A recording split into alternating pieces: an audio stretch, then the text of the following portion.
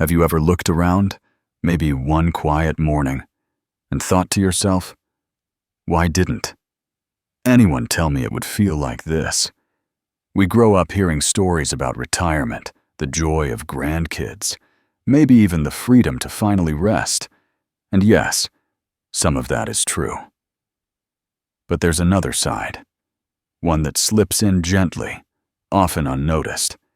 It's not loud, not dramatic, just quietly there, in the stillness of the room, in the slowing of the body, in the space between phone calls. Life after 80 isn't a closing, it's a deepening. But if no one tells you what to expect, it can feel lonely, even unsettling.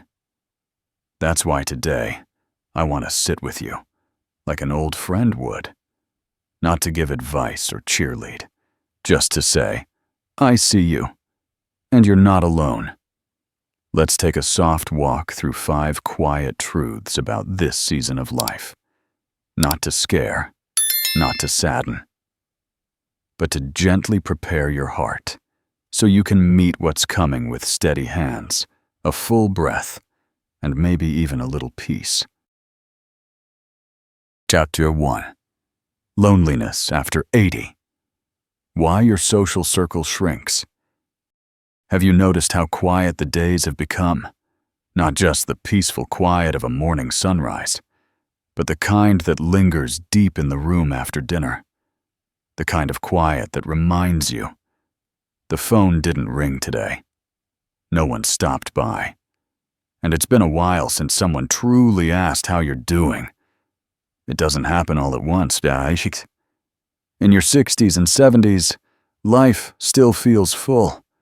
There's movement. There's laughter. Friends still call. Family still visits. But then, slowly, quietly, things begin to change. A neighbor moves. A friend passes. Another stops driving. One day, you look around and realize the circle you used to count on has grown smaller, not out of neglect, but simply because time moved forward. People still love you. That hasn't changed, but their lives are busy, their plates are full, and the check-ins that used to be regular start to feel like rare treats. You begin to outlive not just people, but routines, places, habits, rhythms that once gave shape to your week. I once knew a man named Frank. He was 84. Every morning he'd walk to the same corner cafe. For years, his friends would join him. No calls, no planning. They'd just show up. It was part of the rhythm. But with time, the chairs around that little table stayed empty. Some friends passed on. Others grew too tired to make the walk. And Frank, well, he kept showing up. Same coffee, same booth. One day, he quietly said, "It's strange to walk into a place where everyone used to know your name, and now you're just the man in the corner booth." That kind of loneliness doesn't always show up with tears. Sometimes it's just a too silent evening, a walk that feels a little hollow, a laugh you wish someone had heard. But here's the truth. Connection doesn't disappear. It just takes a different path now. It may not come knocking like it used to. Now, you might have to do the knocking, but don't let that discourage you. You still have the strength. You always have. Maybe you start a weekly phone call with an old friend. Maybe you join a small gathering at church or community hall. Maybe you write a letter, the old-fashioned way, or simply sit outside where neighbors pass by and offer a wave, a smile, a warm hello. It doesn't take much to rebuild a thread of connection. Just one kind voice, one shared memory, one gentle act of reaching out. You are not forgotten. You are not fading. You are the roots holding the whole tree steady. And even if the branches have stretched wide and far, they still carry your strength in them. You still matter. your stories still matter. And your presence still brings comfort to more people than you realize. So today, if the silence feels too heavy, remember this.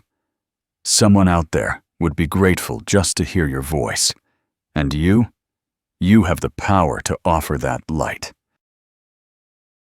2. Aging and recovery. When the body slows down. Have you ever woken up and felt a new ache? One that wasn't there yesterday? Or maybe you've noticed that something as simple as trimming a bush, reaching for a top shelf, or catching a light chill seems to echo through your body far longer than it used to. This is one of those quiet, humbling truths of life after 80. Your body speaks up more now. And when it does, it doesn't whisper. A bruise takes weeks instead of days to fade. A simple cold clings on, lingering through sleepless nights. And rest, the kind that once restored everything, now only gives back part of what it took. Sometimes, you feel like your own body is walking one step ahead of you, making choices you didn't sign off on. But hear this, gently. That doesn't mean you've failed. It means you've carried years, decades even. You've climbed stairs, lifted children, danced at weddings, planted gardens, held hands, and wiped tears. Your body isn't betraying you. It's just tired. And it's asking, kindly, for a little more care, a little more patience, a little more tenderness. I remember a woman named Betty, 81. She loved her little backyard garden. Every week, she'd clip the roses, water the soil, and walk the block like clockwork. One afternoon, she slipped, just a small fall. But the recovery stretched into months, not because the injury was serious, but because her strength, once steady, didn't return the same way. She told me softly one day, I thought I was just taking a short break, but my body treated it like a full stop. And that's the part no one really tells you. At this stage, even resting too long can feel like you're drifting backward. That's why we learn to move gently, but move still. We walk slower, but we keep walking. We stretch not for fitness, but for freedom. And we begin to treat health, not as something to chase, but something to honor. You might not bounce back like before, but you adapt forward. You pace yourself, not out of fear, but out of love for what your body has carried you through. This is a time to protect your energy like it's sacred, because it is. Set up small rituals. Take walks in the morning light. Sit in the sun for a few quiet moments. Stretch your arms and breathe deeply, even if just from the porch. And listen, really listen, when your body asks you to slow down. Not as a warning, but as an invitation. Because here's the truth. A slower body can still hold a steady heart. A tender joint doesn't mean a tender spirit. You may walk with more care now, but every step is filled with the wisdom of where you've been. So give yourself grace. You've earned it, every bit. And remember, slowness isn't weakness. It's wisdom, finding its rhythm. 3. Accepting help. Staying independent with support. There's a quiet moment that many of us reach. A moment when something small, like needing help with a zipper or feeling unsure on the stairs, feels like more than just a task. It feels like a turning point. It might start with avoiding the top kitchen shelf, holding the railing just a little tighter, or hesitating to drive when the rain starts falling hard. At first, it feels subtle, but over time, it builds, and you begin to notice that some things that once felt effortless now ask more of you. And for those who've spent a lifetime helping others, raising families, fixing problems, making sure everyone had what they needed. Asking for help can feel strange, even painful. You might find yourself saying, "I'm fine," when you're not. Skipping the grocery trip even though the fridge is empty. Climbing a step stool with a sore shoulder just because you don't want to bother anyone. But here's something to consider with kindness. Needing help doesn't mean losing independence. In truth, it's the opposite. When you ask for help, whether it's with errands, with driving, or even just carrying a heavy bag, you're choosing to keep doing what matters safely. That's not weakness. That's wisdom. I remember a gentleman named Jack, 85. He was the kind who could fix anything. He built his own shed with spare wood and a pocket knife. He took pride in doing it all himself. But one icy winter, he slipped on the driveway. No broken bones, thankfully, but something in him shifted. His daughter started visiting weekly with groceries. At first, he resisted, said he was just fine. But over time, those visits turned into something more. A cup of coffee, a shared story, a quiet laugh. And one day, Jack whispered, "It's nice, not having to carry everything alone." You see, help isn't always about weakness. Sometimes it's just about not having to walk the hard parts by yourself. Support can look like many things. A grab bar in the shower, a bench by the door for putting on shoes, a kind neighbor checking in once a week. These aren't signs that you're giving up. They're signs that you're adapting, choosing safety, peace, and connection over silent struggle. So if you ever feel that tug of pride pulling you away from asking, pause, breathe, and remember that receiving help can be a gift for both the giver and the receiver. You've lifted others all your life. It's okay to be lifted now, not because you're weak, but because love moves in both directions, always has, always will. Number 4, feeling invisible. When the world stops noticing. There's a particular ache that doesn't come from the body. It comes from the feeling of not being seen. You walk into a room, and someone talks past you. A cashier speaks to the person behind you instead. A doctor looks at your daughter when answering a question you asked. Or someone kindly, but mistakenly, shouts their words slowly, as if age has dulled your mind. It's not always cruel. It's often unthinking. A fast-moving world that's lost its habit of slowing down to truly see the elders in its midst.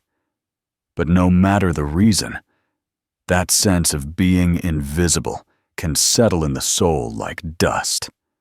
Quiet, but heavy. And yet, your presence matters more than you may realize.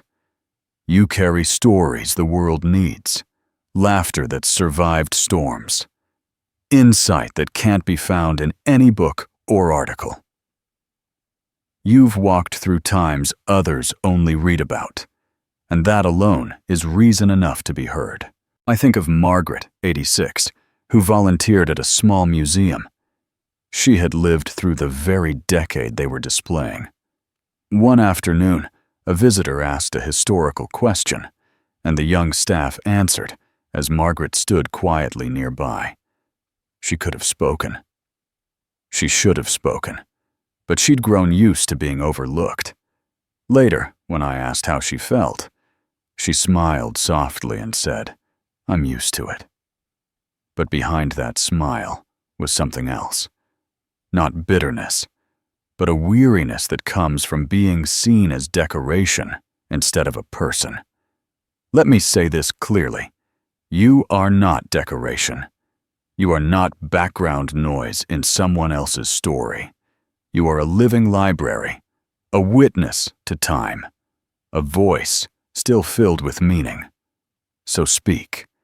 Even if your voice is softer now, Share your thoughts, even if no one asks first. Raise your hand in conversations. Tell your stories. Write your memories down. Let the world know you're still here, not just living, but fully present. You don't have to shout to be heard. You just have to keep showing up. Hold your space in the room, not with force, but with quiet power. Because each time you do, you remind the world and yourself that age doesn't fade value. It reveals it. You still belong here, and your light still matters.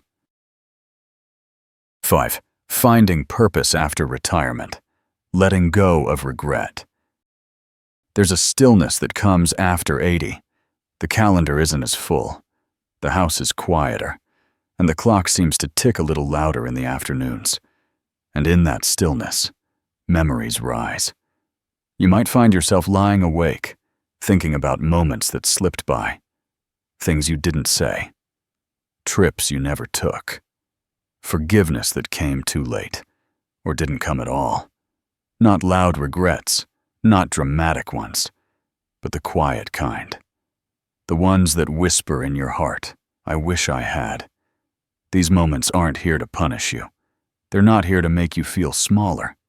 They're simply invitations, gentle ones. Invitations to take a deeper look at what still can be. You see, purpose doesn't retire. It just changes shape. You may no longer work or run errands the way you used to. You may not have the strength to lead, to lift, to host. But purpose isn't only found in the big roles. It lives in the small gestures now. You might not teach in a classroom anymore, but you can still teach with your stories. You might not solve big problems at work, but you can ease someone's loneliness with a smile. You might not build houses, but you can build a moment of peace for someone who needs to feel heard. I knew a man named Stanley, 88 years old. He had been a teacher for over 40 years. After retiring, he felt proud, but also strangely hollow. "No one needs me anymore," he once said. But it wasn't true. He just hadn't yet found a new way to be needed. Purpose is not about productivity. It's about presence. It's in the way you greet your neighbor with warmth, the way you gently guide your grandchild with a story, the way you say, "I'm still here and I still care." And maybe, just maybe, the most important work you'll ever do comes now, in this quiet season, in the simple, courageous act of waking up with kindness in your heart and asking, "How can I bring light today, even just a little?" Because it's never too late to matter. It's never too late to turn old pain into quiet wisdom, to offer grace to your younger self, to choose love over regret. Each morning is a new page, and you are still writing your story.